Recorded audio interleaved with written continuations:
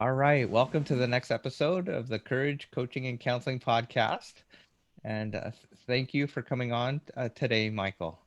Of course. Thank you. Um, Good to be here. yes, so tell us a little bit about your background, and then I'm looking forward to learning more about trauma and EMDR Hmm. therapy today. Yeah. Yeah, my background, I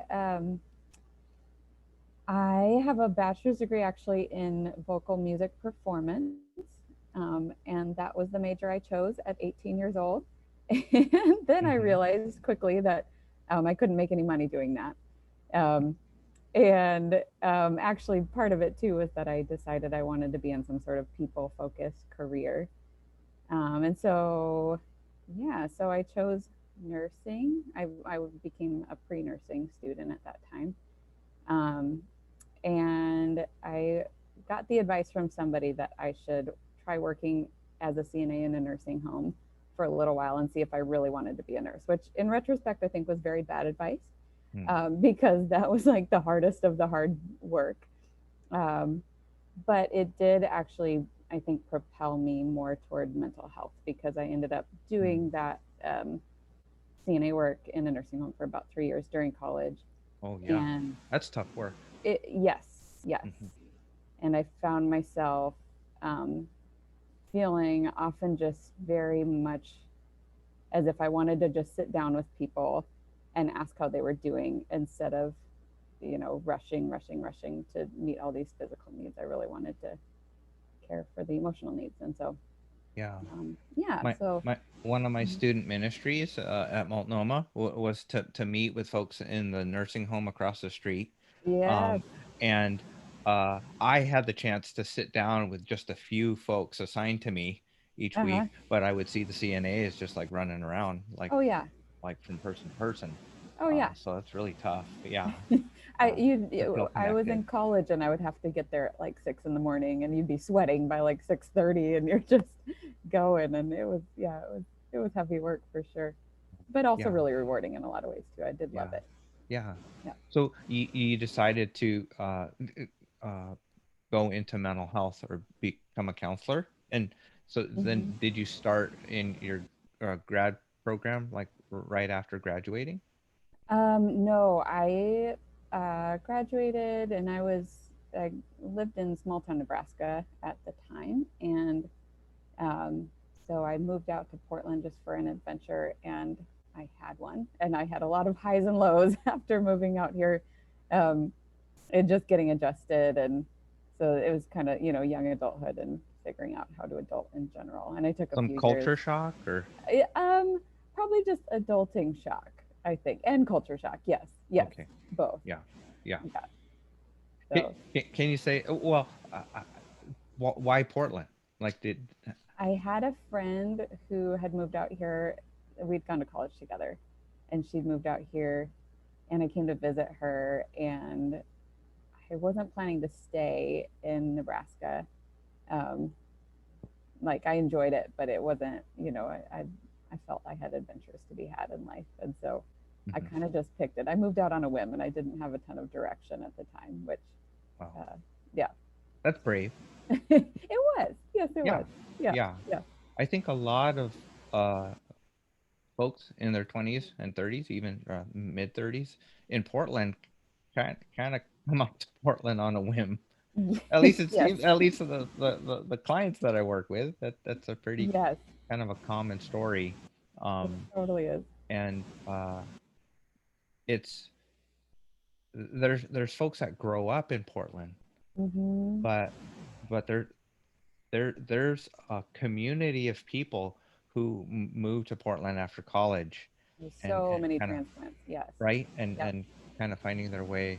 Do you work with that uh, young adult and uh, Yeah. with Hmm. singles and couples? Yeah. I work a lot with young adults. I have some couples, but I'd say primarily my average client is a young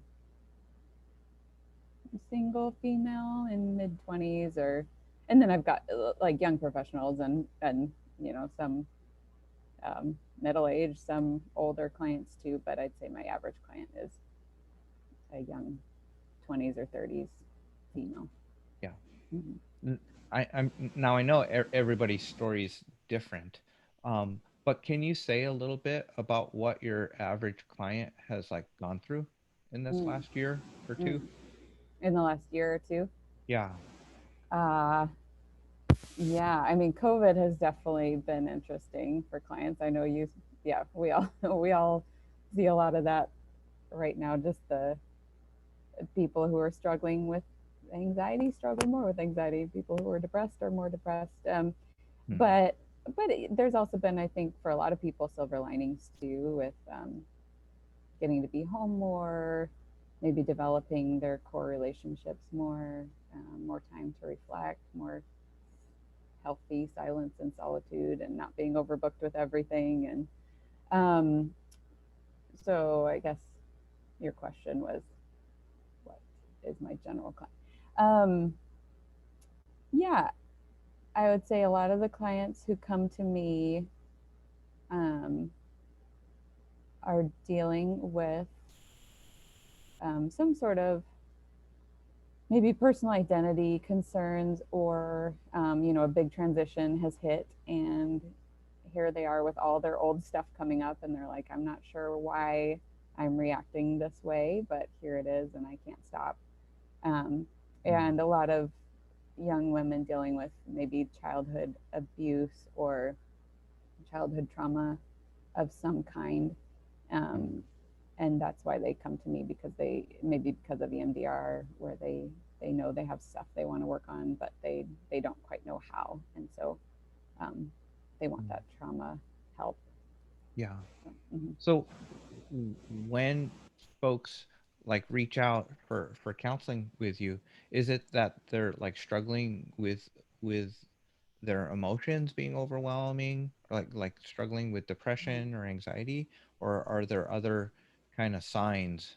Um, Mm-hmm. I guess my question is like, how do you know like when you need EMDR, Oh yeah, or how do you know when you need counseling? yeah. um, Yeah, I think overwhelmed is a very common word that people use, which Hmm. I don't know how much that specifically means, because it's just kind of a blanket word. But yes, Hmm. people call when they feel overwhelmed. Overwhelmed, they're like Yeah. struggling with life, Mm-hmm. like Mm-hmm. with work or Yeah. relationships. Hmm. Yeah, and their support system doesn't seem to know how to help anymore, Hmm. or they don't feel they have one sometimes. Yeah, or they've talked to their friend enough times about it that their friend says you should go talk to Like somebody. you need a Yeah, therapist. yeah, Okay. yeah. Yes. So, Yeah. yep. Yeah. Hmm. Hmm. So, uh, you've got some specialized training in trauma. Can you share a little bit about um, EMDR and trauma therapy? Yeah. So I got EMDR training pretty early on. I wasn't licensed yet when I went and got the initial training. Um, and I never expected to do long term heavy work with clients. In fact, that sounded kind of scary to me when I started counseling. I was like, oh, I'll be solution focused, short term, like just more coaching, which I still love. But the more I got into seeing clients, um, and clients stuck for a long time, and we'd get to, we'd see growth and development, but maybe hit points um, where I felt I needed more tools, or they were still kind of maybe looping in the same old stuff. And so um, I had learned, I don't think we specifically, I can't remember learning about EMDR in the program, except for one book that I think I might have read in our violence and abuse class. Um, that was Getting Past Your Past by Francine Shapiro, who was the creator of EMDR. But that one, I kind of had that in the back of my mind, that it was something that kind of this power tool for coming at trauma not in a thinking way, not in a top down way, but more of a bottom up kind of way. So often, and working with clients, you can't always just say, do it like this and you will feel better. Mm. Um, it doesn't always work that way. Sometimes there's just a lot of stuff that just keeps happening subconsciously, or just um, in a knee-jerk kind of reactionary way that maybe the client really hates and they don't want to do anymore, but they feel powerless over it. And so um, I liked the idea that EMDR could help almost bypass that, um, that like where we're clamping down so hard, just like trying to change. And it almost like lifts that, it suspends it so that we can kind of enter um, in a different way, maybe more through the body or more through the senses, um, and integrate that with the healthy thoughts, but figure out what are those maybe core underlying beliefs that are just so kind of nefarious. They're just down there, Mm. um, and And not necessarily conscious. yeah, exactly. Mm. So so yeah, so I went and got the EMDR training, and started using it, and I had many clients where we'd gotten so far and no farther, and then EMDR really helped kind of tip it over to the edge into where they really were feeling freed up, and that was really exciting. So Mm. yeah, Hmm. Can you explain a little bit more about like uh, how it frees you up? Because it sounds great, but yeah, yeah. yeah, yes. Okay, so some of the idea with EMDR is that um, so trauma has a disintegrating effect. So let's say that let's take a 4-year-old who was abused by her dad, maybe. Um, there are parts of her that could not cope. There was, she did not have the mental capacity, she did not have the emotional capacity to make any sense of that at that time. And so what happens is part of her gets frozen in time. Part of, she often has to leave part of herself back there to carry on, and to continue living. And so in one sense, that's a beautiful adaptive coping mechanism. Your brain learns how to dissociate and detach parts of itself, um, in order to carry on, in order to survive. Protect you and Yes, survive. yes. But it's like that saying that every problem in the present was once a solution. And so the brain did this thing as a solution. It disintegrated, it fragmented off certain parts of itself, and now it is not operating in wholeness. And so this adult is now she's 25 and she's trying to establish an intimate relationship, and she's always scared, um, or she interprets everything as unsafe, or you know um, and she doesn't know why she does that. She's like, this is a good guy, whatever. um, and so the idea is, or maybe one way of thinking about it is, um, it's like if you um, your brain needs to digest, and when you've had a good life, or even some traumatic experiences, but you had the tools given to you at that time to deal with them, it had the opportunity to digest, and it became part of your learning. It became part of um, tools and experience that you can now use. But if you didn't have the help through that thing at that time, it got stuck. So it's almost like you swallowed like a rock or something, and it never could work its way through your digestive system. Um, it's like that in the brain. Like there's just something, and it's just not jiving. And the hemispheres of the brain. So you've got your thinking side, your feeling, um, left, right. They don't know how to to think and feel together about these experiences. And because again, they might defy logic or they might defy emotional capacity. And so EMDR uses what they call bilateral stimulation. And I guess I've never said what EMDR stands for. It stands for eye movement desensitization and reprocessing. And so we use eye movements or another kind of bilateral stimulation, which could be like I have hand buzzers that people might hold and they just go zzz, zzz, zzz, zzz, like that back and forth. Or you could tap on someone's knees, or I even have some headphones that do a bilateral sound. But the eye movements are what most of the research was done on. And so you use the bilateral stimulation that brings your gaze back and forth like this. And as it does that, it is accessing the different sides of your brain, because where you look is directly connected to a certain part in your brain. And so as we intentionally move your eyes while having you think about and sit with the traumatic memory in the space of safety. So the client absolutely has to feel safe and connected while you're doing this. I have to have established safety. They know they can go with their pace. They know, all this.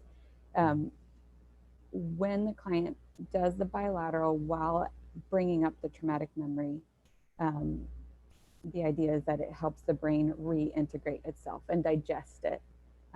So now it can become part of their adaptive learning. So now instead of being this messy, fragmented thing, it's like filed away on the shelves so they can like go and access it as experience. And people will often emerge from it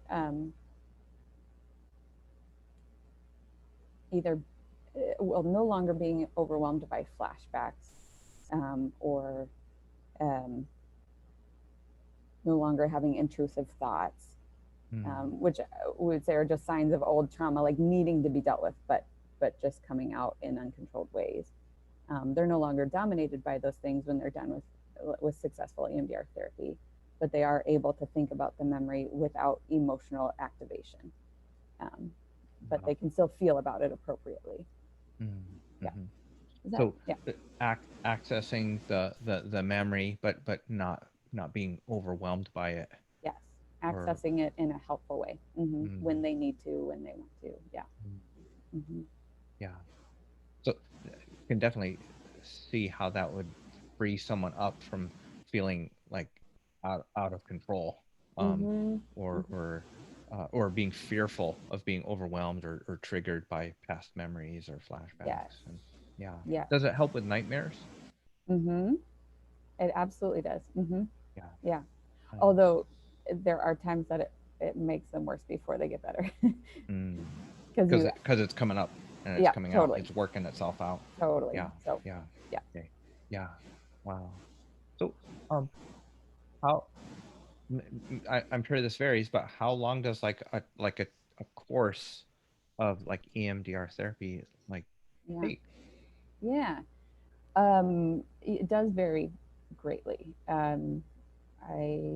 There are times that you might have just, and I should say that when people think of EMDR, they tend to think of the reprocessing work, which is what I've just been talking about, as the whole thing. But EMDR is actually it has 8 phases, and 2 of the first phases are history taking and preparation, and those might actually take months, depending on where this person is at. Like if they don't have any tools or resources, if they can't ground themselves in between sessions or cope, I don't want to bring up all their stuff and then send them home.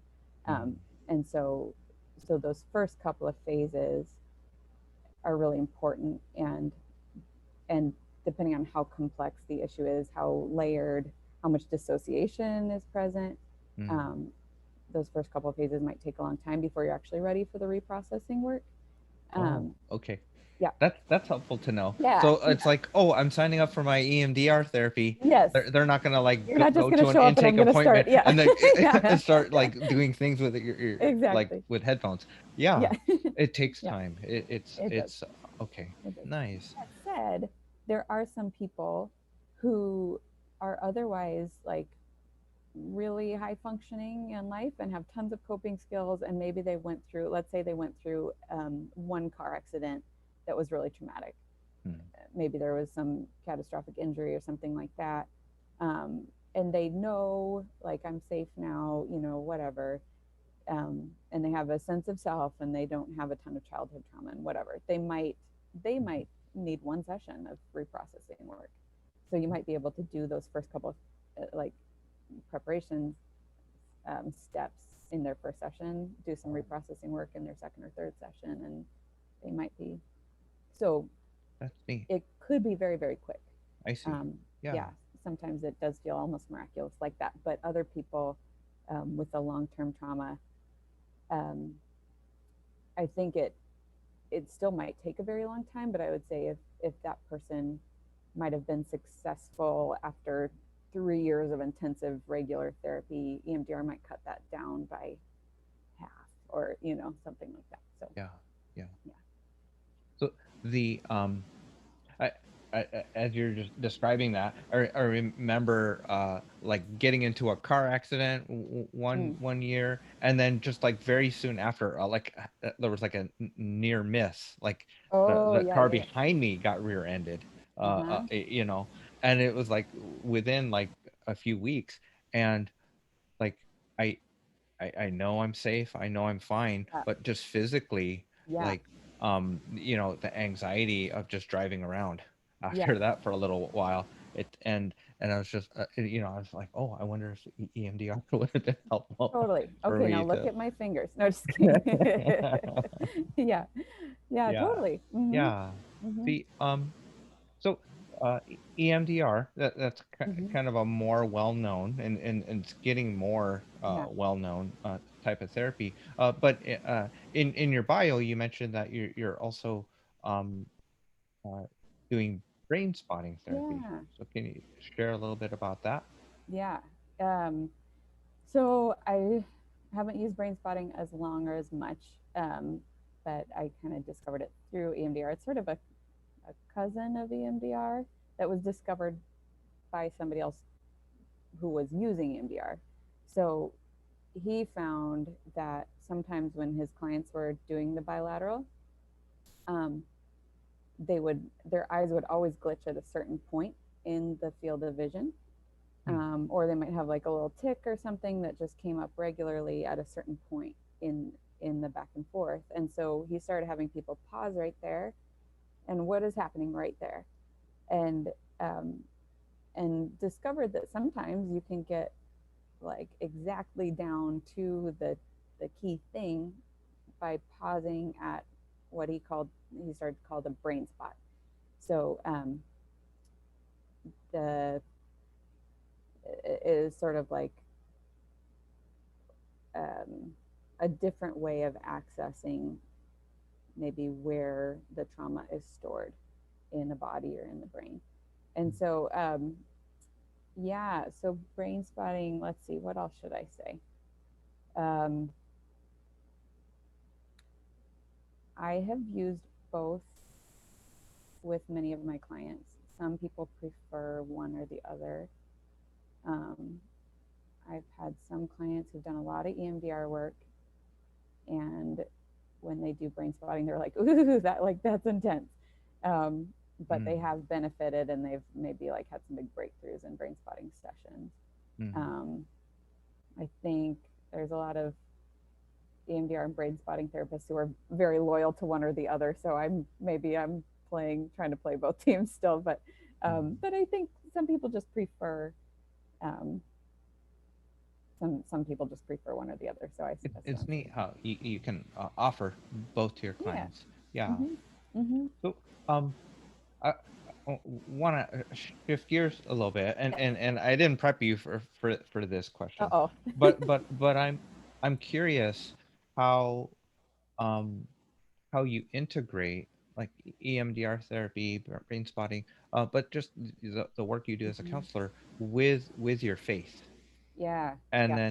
then how do you explore uh, your how do you work with your clients when they have uh, questions about how to integrate their personal growth or their treatment of anxiety, depression, or trauma with Yeah. their faith?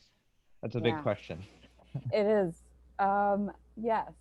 And it is a big question, but it is one that I've thought a lot about. And I would say um, I get to witness really beautiful integration of that comes naturally through my work um, with, I mean, especially like my Christian clients who, as they go through the process, um, feel more and more as if the truths that they know or believe about God are felt. It's like they bring those truths home, and they really marry really beautifully, I think, with the healing. I've gotten to really witness that. But as far as Mm. how I think about it, yeah, I would say just to, in general, um, I think God has wired our brains and our emotions and our bodies in amazing ways. And since Genesis 3 and the fall of man, there has there is much disintegration that that happens. We have chronic physical illnesses, and we have mental illnesses, and we have things that have been done to us that never should have been done, and there are things that we have done that we never should have done. Mm. And so, in all of that, we're and broken relationship, right? Broken relationship that um, shakes our very foundation. And so, I think EMDR to me is a amazing tool that um, God in His grace has helped people figure out um, that um, that helps reconnect some of those wires. Um,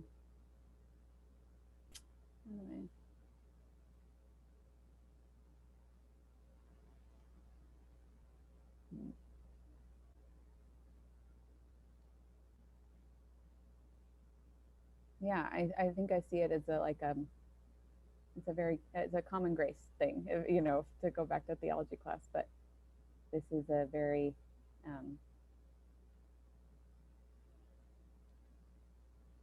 why why am I pausing here? I think it's just such an important Mm. question, and I have given it a lot of thought. But Yeah. yeah, What would you say to a mm-hmm. client who comes who is maybe struggling with their faith because Mm-hmm. of the trauma that they've gone through?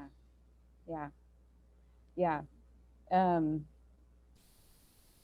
well, part of the EMDR process, and I was talking specifically about EMDR because I do other kinds of talk therapy too. I have plenty of clients where I don't even use EMDR with them.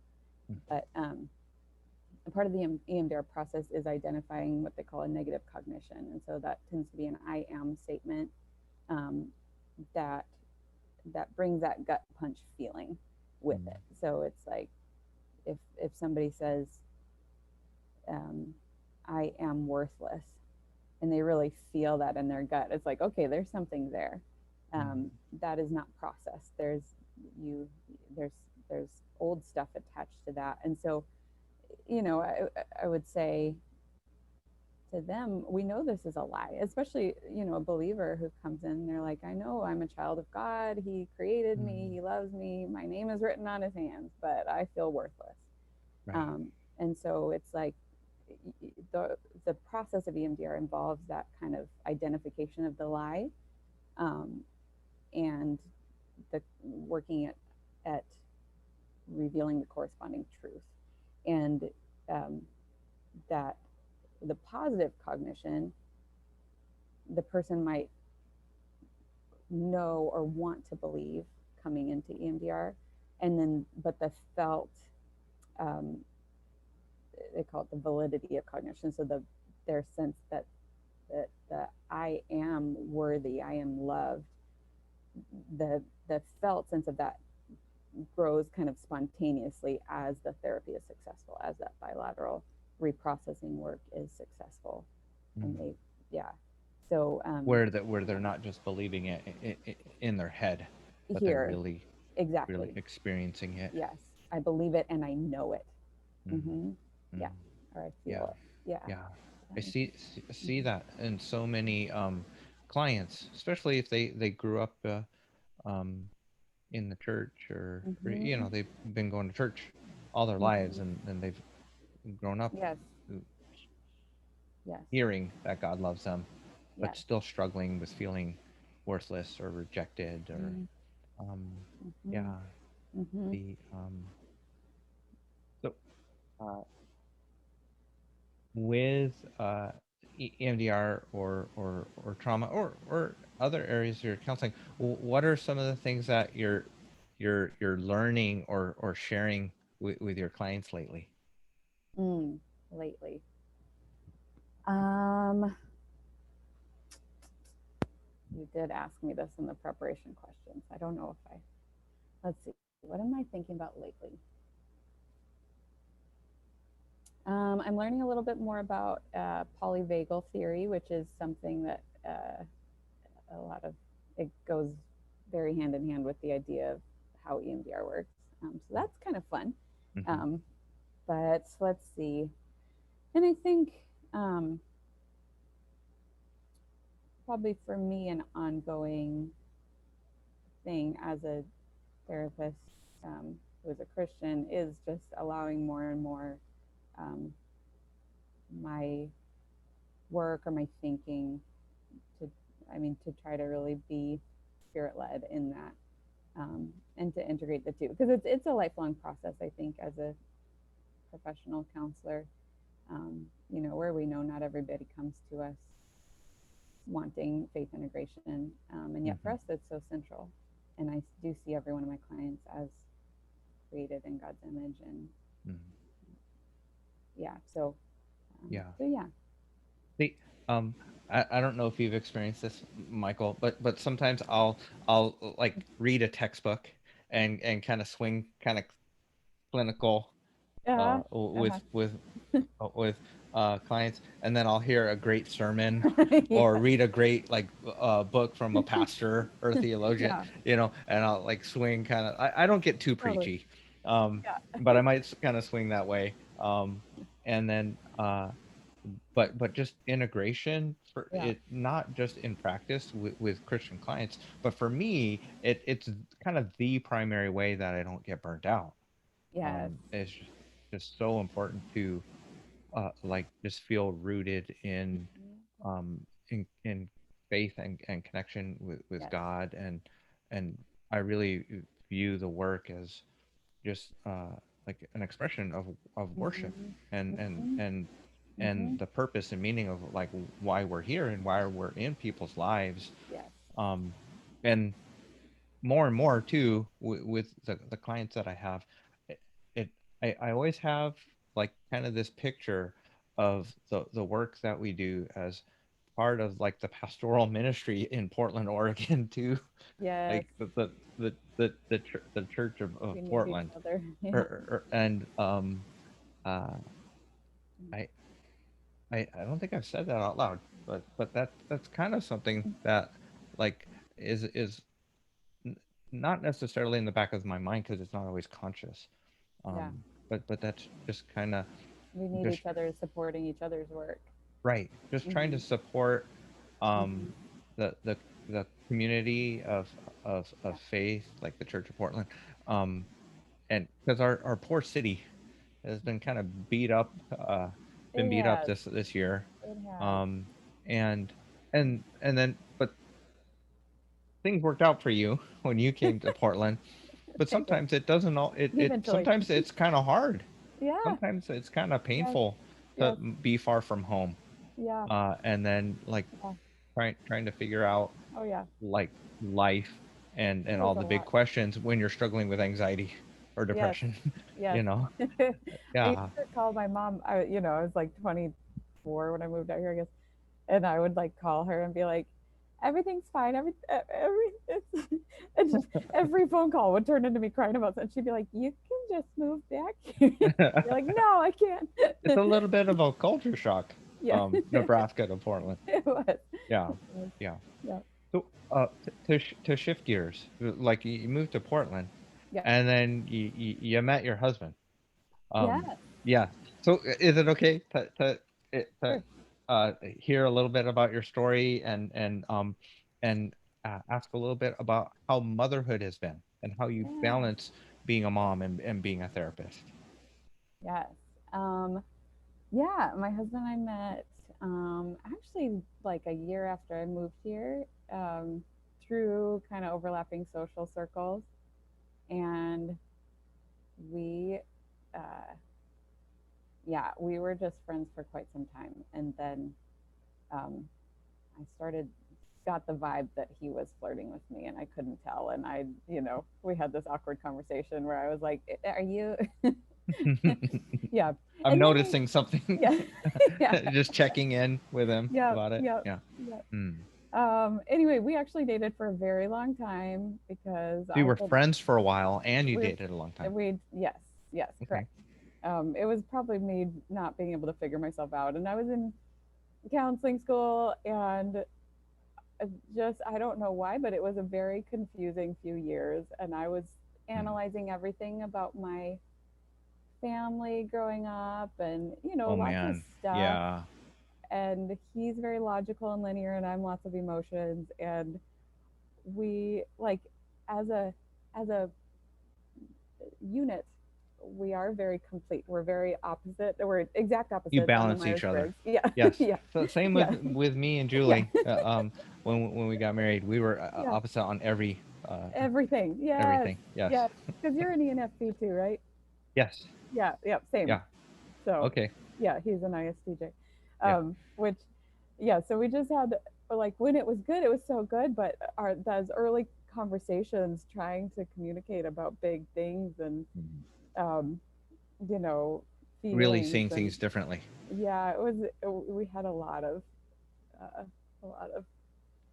like growing together to do, Mm. and so yeah, so anyway, it all worked out, and yes, the Lord had a sense of humor as I was in counseling school, thinking I was good at relationships, for me to for us to have that much confusion in our dating life, but yeah, but then we got married, and it was just easy when we finally just like got married. Everyone Mm. was like, "Oh, the first year is hard," and it was like, "No, this is great. Like our minds are made up, and we're committed to each other now." So that's really nice. Um, We've already gone through lots of yes, we did hard it and all. confusion. We did it all. Yeah. Um, Mm. yeah. So we've been married for almost 5 years, and we have a 6-month-old baby, and he's amazing. And yeah. Let's see. You said how's motherhood? Um, I mean, it's all the things that people tell you it will be, but I think I've been just so pleasantly surprised at how amazing it is. Like, Mm. I think everyone, people are like, "Oh, you're never gonna sleep," and like, "Oh, just get ready till you have kids." And so there's kind of this like, I don't know. I think you hear the negative side a little. Like the dread or Yes, like yes, all the like yeah. yeah. I So I think we think, could do yeah, better about yeah, that totally, for totally. pregnant women. Yeah, Like for sure. please. It's gonna be hard For sure. already. Right. But the nice thing is my expectations were really low. And so then I was like, what? This is the most incredible thing ever. And so, yeah, I mean, it's been wonderful. And he's, Mm. growing. And Mm. um, yeah, it's been really, really fun. And He's young yeah, still. yeah. So but I'll ask this anyway. Is being a mom changing how you do therapy at all? Mm. I think that it really will. Or, I mean, I'm already a feeler, but man, sometimes like Mm. if I See, I could just think about it like right now and cry if I if wanted you're to, if but you're if yeah, you're tired yes. and emotional But just, and like the yeah, tears yeah. are just like right there. Yes, yes, totally. It's like, is this hormones or is this just me? I'm not sure, but yeah. But yeah, just thinking of people's stories and like having a little child that I want to protect and love. And yeah, oh Oh man. yeah, it gets really real. Yeah, Oh so yeah, yeah. so I think it does it makes it serious in another level. Mhm. That Yeah, Savon, look at you we're counseling me. we're Yeah. gonna cry now. Yeah. That's right. Um. That's right. This is normal. Everyone listening, Yeah. this is, yeah. You know what? Um. uh, uh, as an aside, one thing I've noticed Yeah. is that um my clients cry less, and I cry less with teletherapy, with video I sessions. think that's true. Yeah. I mean, um, in some ways, people are more relaxed Yeah. because they're in their bedrooms or living Right. rooms with sessions. Um, Or cars. but there's yes, Yeah. but but I think like because we do work and school Hmm. on video, like I don't think people let down their emotional guard as much Yeah. with video It feels appointments. different. I don't know. Um, l- like Hmm. you're still able to do your EMDR therapy through video. Yeah, I've definitely paused with a lot. Like, I have a program that people can use on their computer screen that I could control from my computer screen. Um, but it's just not, it's not the same. It's not the same as being in person with somebody. And if we have a bad internet connection, Mm, um, I've definitely suspended a lot of the actual reprocessing work with people. So it's turned a little bit more supportive. Um, and kind of like, we're just going to wait this thing out until we can be back in person and dive back in to mhm. some of this. So, yeah, Yeah, yeah. yeah, The uh, so as we wind down our time for yeah, today, Michael, yeah. could you uh share a little bit to like if you picture like like the folks that you work with, like Mm-hmm. you're kind of like you uh uh w- could you kind of share a little bit what's on your heart uh and or any like lessons learned uh for them. Yeah. Um, yeah, I think, I mean, to go with the theme of your podcast, the courage to, um, yeah, I want all my clients to feel safe in the therapy space, um, to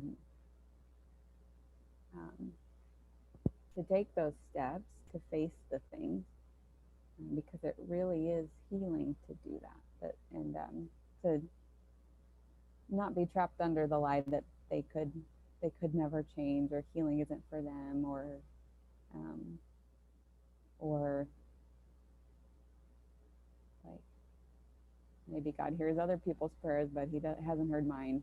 Just Mm, I my heart for my clients is that they would, um, come into the room hoping to feel better and leave having come so much farther than they ever felt that they could. mm, And it's really exciting getting to see when that does happen, when it comes to fruition, that yeah. they leave freed.